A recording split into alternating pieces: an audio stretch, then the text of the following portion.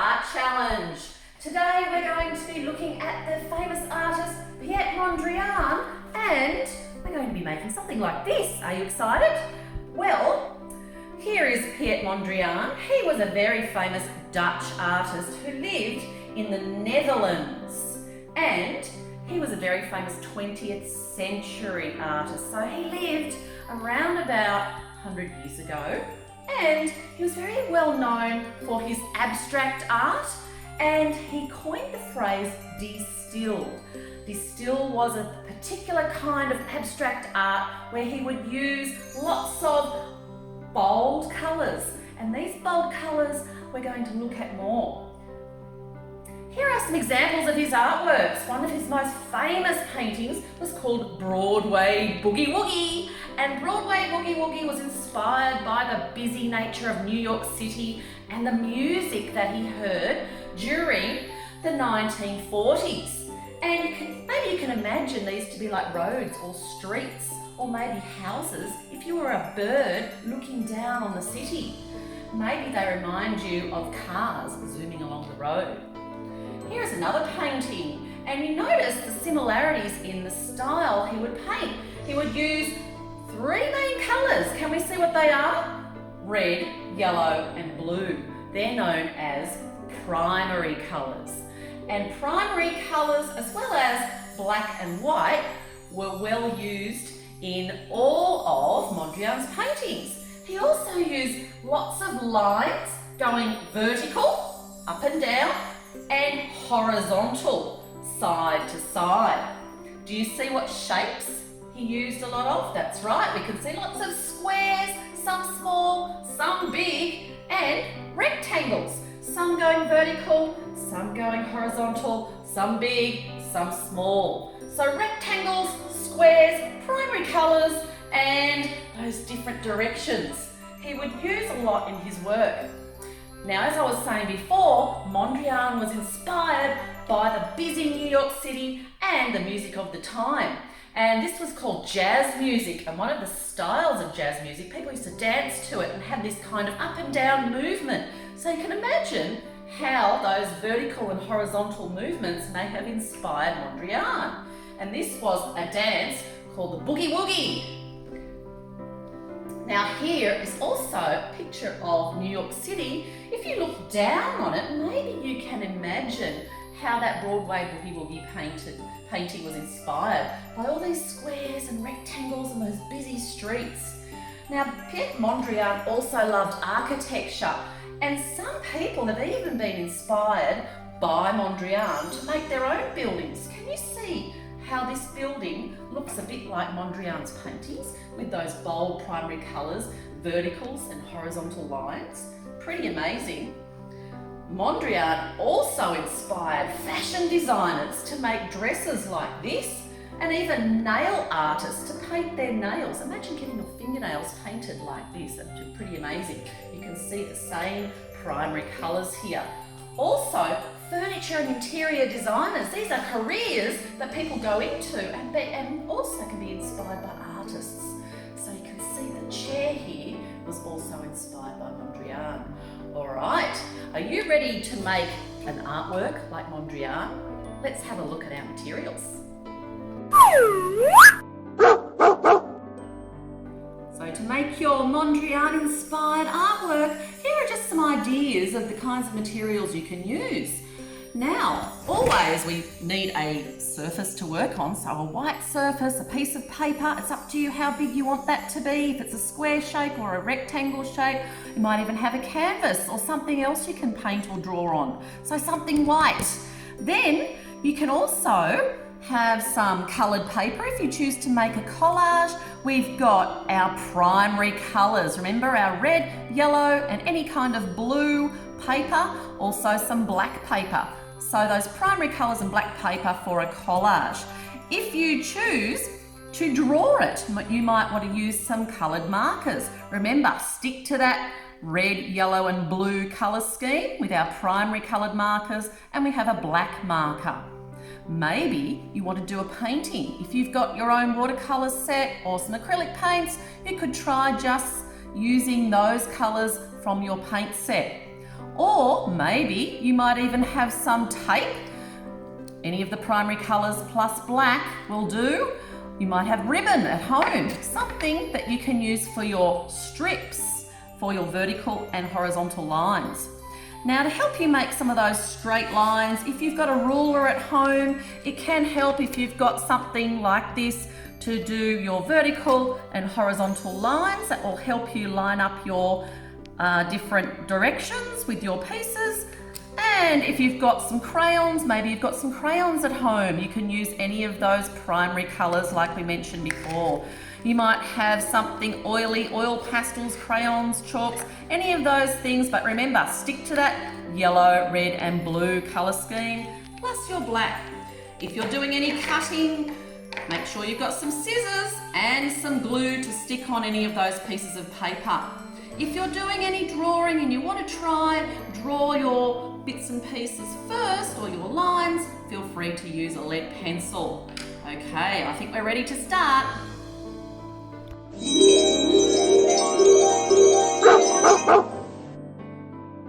Alright, so here are a couple of examples of the ways you might try to approach your artwork. Two different ways. You might try painting and drawing or collage. So with our painting and drawing one, you might start off with your ruler.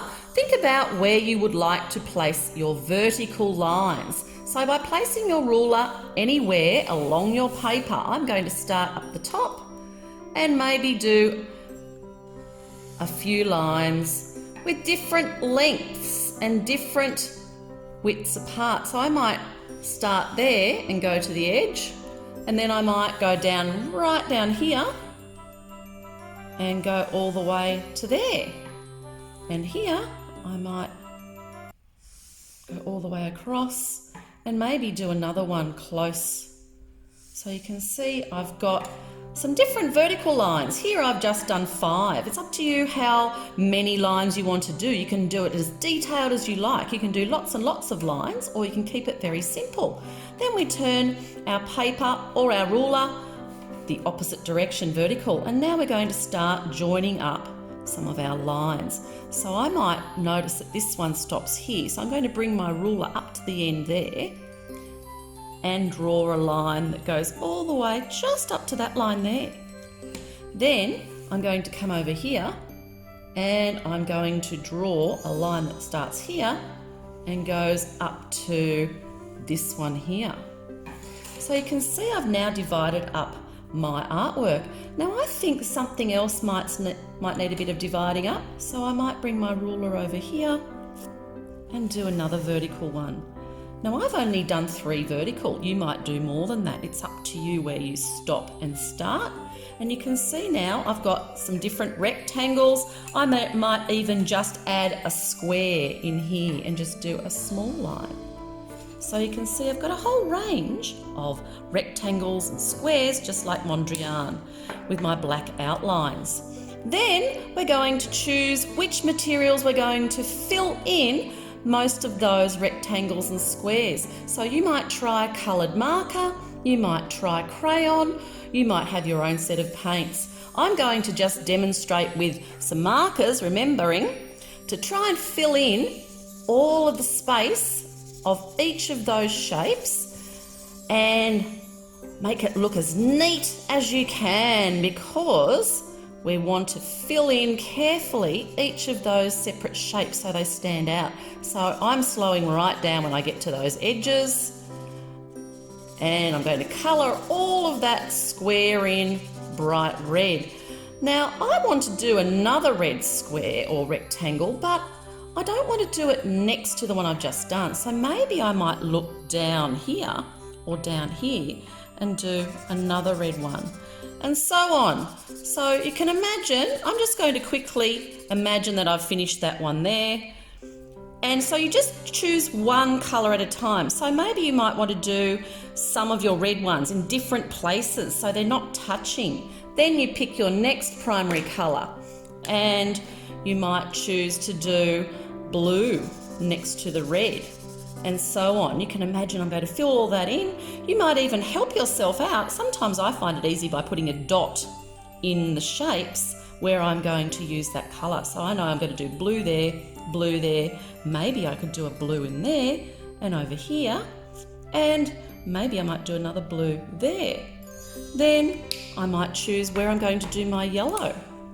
I can do a big yellow one here, I might do a yellow one over here, and maybe a small one there, and we can leave the rest as white if we like, or we can do another one over here. So you can see each of them are either white, black, red or yellow, and you can just continue filling all of those shapes in until you have your inspired artwork by Mondrian.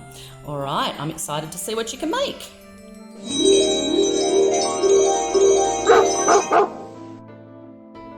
Now, if you choose to do a collage for this artwork, we've got our primary coloured pieces of paper, our black pieces here. I've already cut some rectangles and some thin strips. Maybe you can get your parents to help you cut those, or you could use some ribbon, whatever you choose. We're going to do lots of sticking and pasting.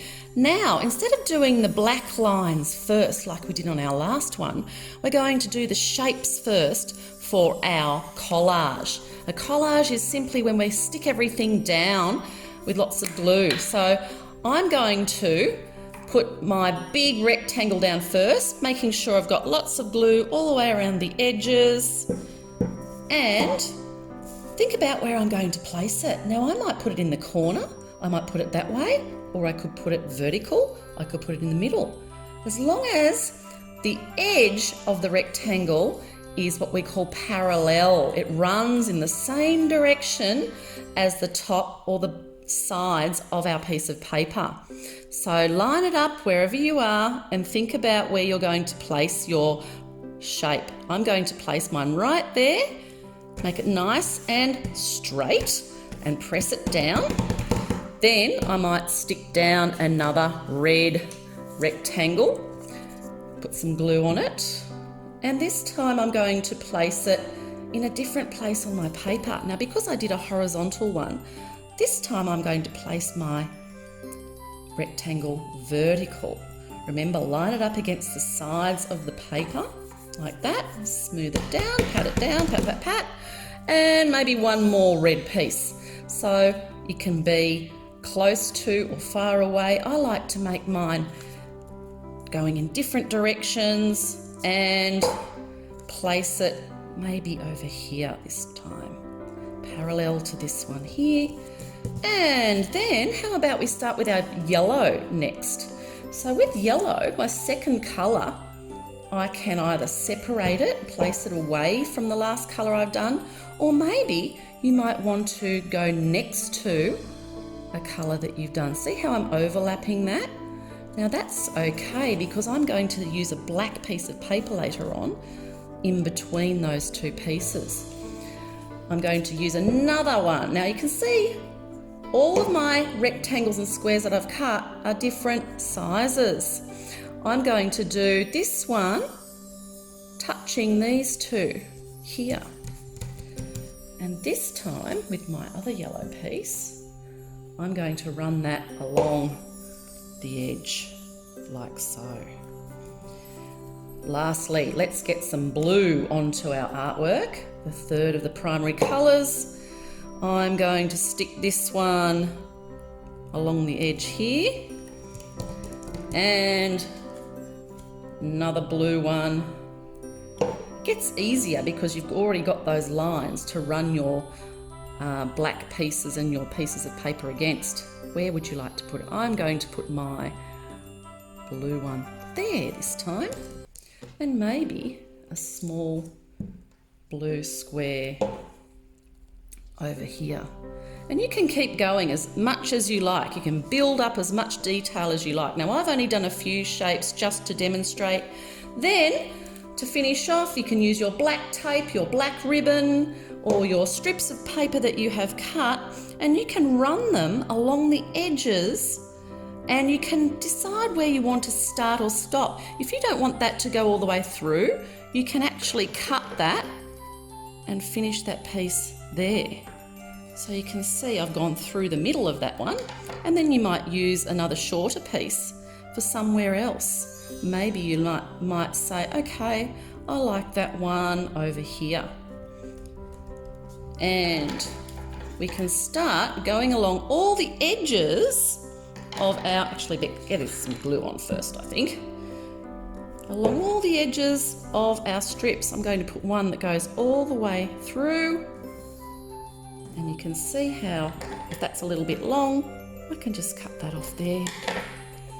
And I might use that piece over here. Press it all down.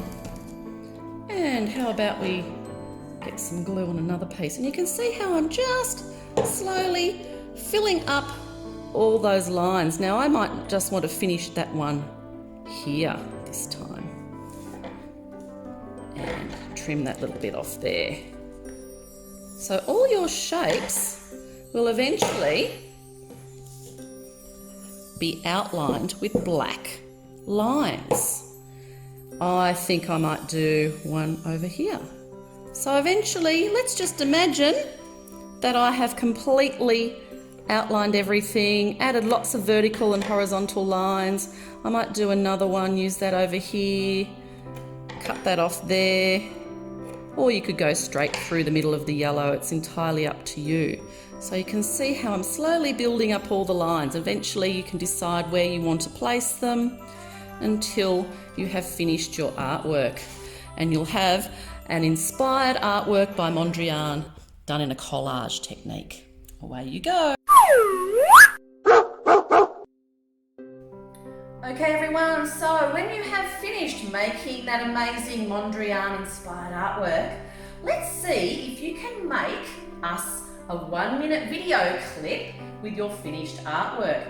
Parents, let's encourage our kids to hold up that finished masterpiece and be proud of what they've made. You can prompt them with some of the following questions. It doesn't have to be all of the questions. Here are just some examples. Number 1, can you tell us about the artist who inspired you? 2, what materials and techniques did you apply? 3, what colours, shapes and lines do you see in your artwork? And 4, what did you enjoy about making your artwork? Or what did you find really tricky? Maybe there was something about it that was made a little bit tricky. Now, if you also enjoyed doing that and you want to make an extra artwork on top of that, perhaps you might want to try creating a dress or t-shirt design inspired by the artist. So you can be a bit like a fashion designer. Now, when you have made those beautiful artworks and made those videos, please post the photos and video of your artwork to our Facebook or Instagram address to enter our lucky draw. Make sure you use the hashtag #AbricadoodleAustralia and #SplatDoodle. We look forward to seeing you soon.